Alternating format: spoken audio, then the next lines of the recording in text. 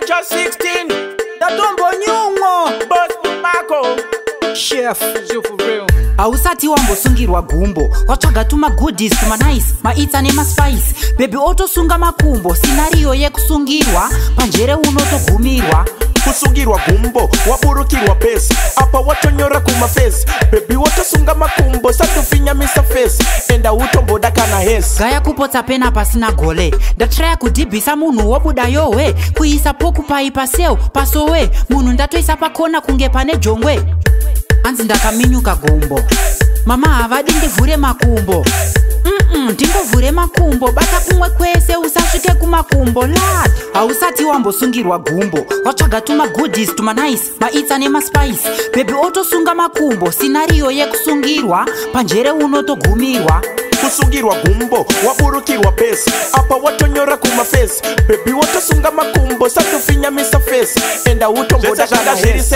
kunge brand new cellular ndakaplana kurova chiri chiakapela tsora inabuda shudhu ndarambirwa zviri rudhu tuma mudhu kuna dhudhu tumwe twacho siri gudhu yakamira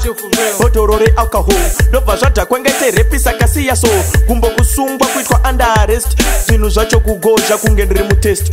hausati wambosungirwa gumbo watsvaga tuma goodies tuma nice maitsa nemaspice bebi otosunga makumbo scenario yekusungirwa panjere unotogumirwa Kusungirwa gumbo waburukirwa base apa watonyora kumafesi bebi wotosunga makumbo satofinyamisa fesi enda utomboda kana hesi gaya kupotsa pena pasina gole ndatraya kudhibhisa munhu wobuda yowe kuisa pokupai paseo pasowe munhu ndatoisa pakona kunge pane jongwe hanzi ndakaminyuka gumbo mama havadi ndivhure makumbo